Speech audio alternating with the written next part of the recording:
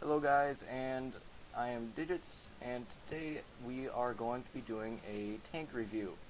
This is the first episode of this series, and it will be on the T71. So the first thing I will do with this is actually compare it to all of the other tanks that are light tanks at tier 7. So T71, put that one there.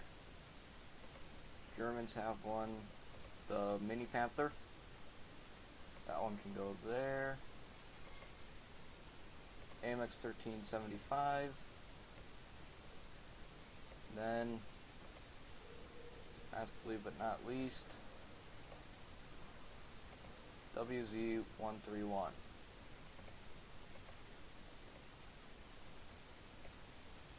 Alright.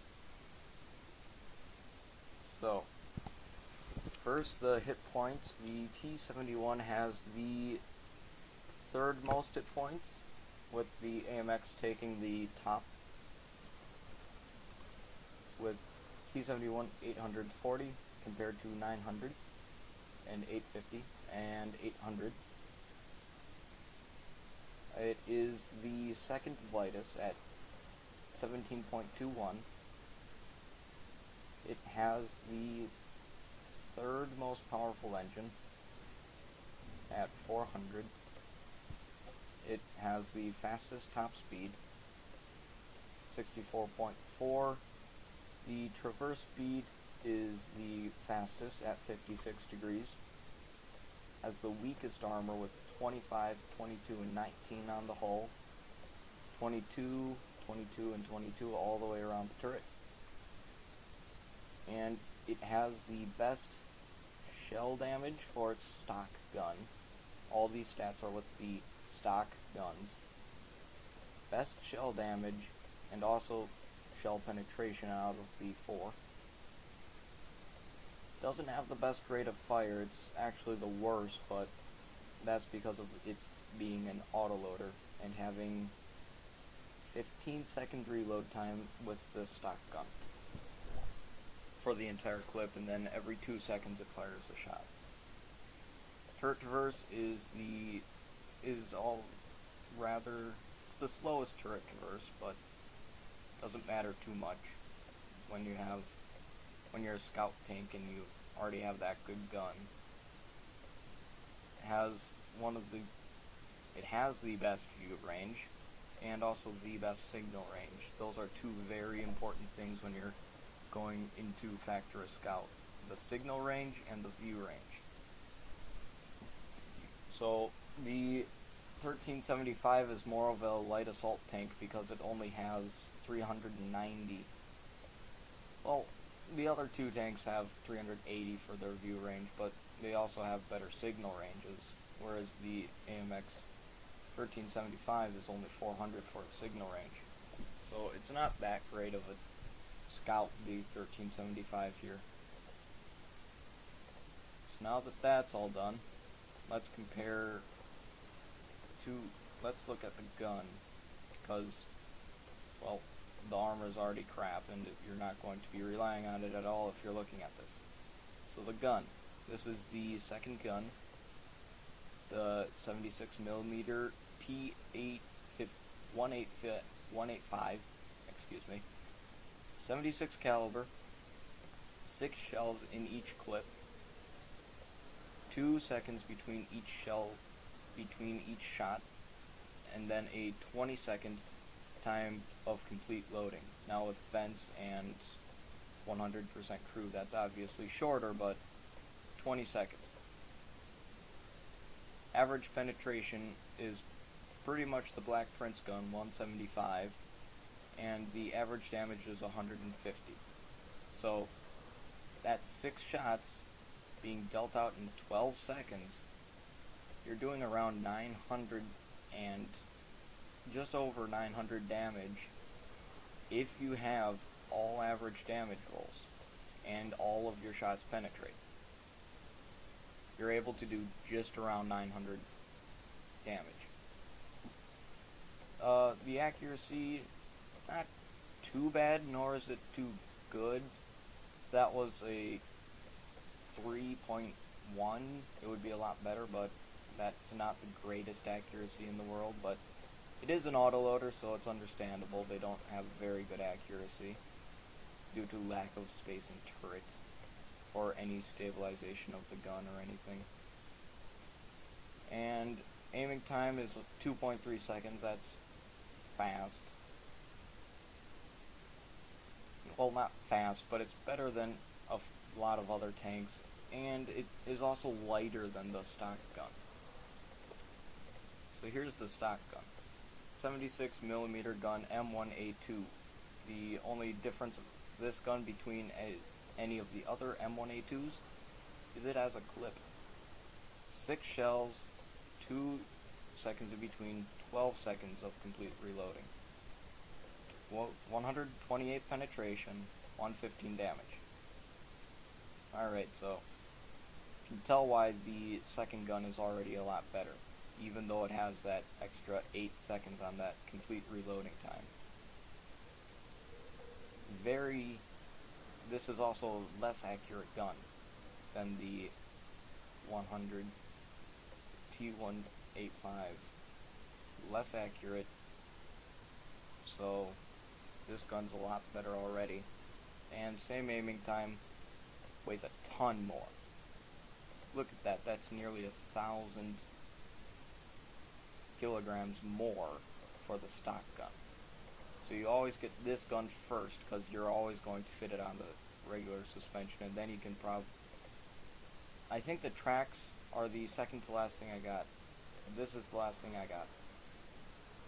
Second to last, I think I got the gun, engine, tracks, radio. So now that that's all out of the way, let's get into a battle. There we go. Clicked it finally. Windstorm. Alright, so this is a lot harder for it to be a passive scout, but there's a few spots. Oh, I forgot to cover crew skills and equipment. Equipment, I have vents, binocular telescopes, and the camo net because I passively scout. And I like to try and stay far away and be able to shoot a long distance. Hey, there's a tank that I'll be one day. And my crew skills are recon, snapshot for my gunner. That's what I'm not happy about, is that snapshot. And then the driver, I have all-terrain driving or whatever it is. It lets you, decreases the amount of resistance that you get when driving across different types of grounds. Like if I were to drive through that river, I'd go faster than a driver without that skill. I'm in the same tank with the same stats and everything. So all-terrain driving. For the gunner, I would actually prefer to have camo, because snapshot isn't all that great for a scout. I'm mad at myself for putting that on this tank. But oh well, I have it, and I have to deal with it. Oh, that's a T-54. Oh. Nope. Alright, so I made a mistake, and I ran into a wall. That was terrible. But looks like we are going to win based on XVM, which isn't saying much. It's not. I've had a team where we had 33% chance to win and we won. So XVM doesn't say much about current skill, it just is all about stats. I never really use it to judge players completely. So I'll meet you guys in the next battle. Alright, so here we are in the next battle, and well, this is actually a replay, but this is a T71 battle, and I was quite happy with how this one went. So obviously, looking around at our team, wanted to check out where that 1375 went because he wanted me to follow him. XVM won't work because because of it being a replay. And it's also, I do have a test server, so it's running off of just stock for this. There. So, first thing I do is I try and go out to the scouting spot that I have on this map, which is right behind this rock in this bush. I run into someone who's not so nice. He's called Enemy Scout. That VK. I don't like that VK. He gets in my way. But I do... nothing happens in this battle for quite a while. But you can see I'm taking shots at him and nothing's happening. It's just miss, miss, miss. I never hit him. So now I pull back behind this rock so that none of their allies can possibly hit me, especially the artillery. I don't want to be hit by an artillery shell, because it's so lightly armored it's going to penetrate and one-shot me. M44 has a good gun. So, just waiting for my gun to finish reloading, and then I'm going to rush down and help with the cap.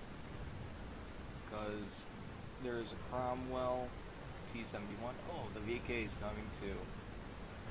Oh, hey look, another VK. VKs for everyone. That's the saying of the episode. First shot bounces. I don't know how that happened. Must have hit his armor at a really bad angle and weird angle.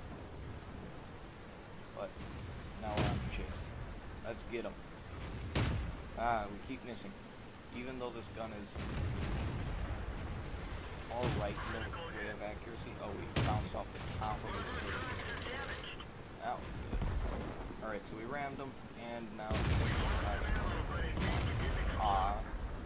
not the ammo rack. Alright, cleared it.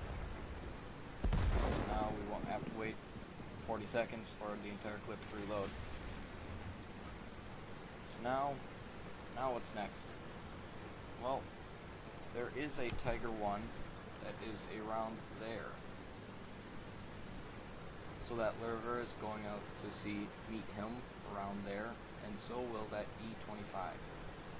The Pershing is going to keep yelling at that E25 to come back to the cap. And for the rest of the battle, nothing really happens, and speed up time. Nope, that's map. Where is time? There. Nope, that's skip. Ah. Alright. What's going on? Alright. Speed up time. 4 times. Oh, accidentally hit the Pershing. Sorry, Pershing. Alright, nothing's happening. Just capturing the base. This time there's about 40 seconds left. Pershing takes enough damage to put it back up to a minute. And nothing else happens for the rest of the battle.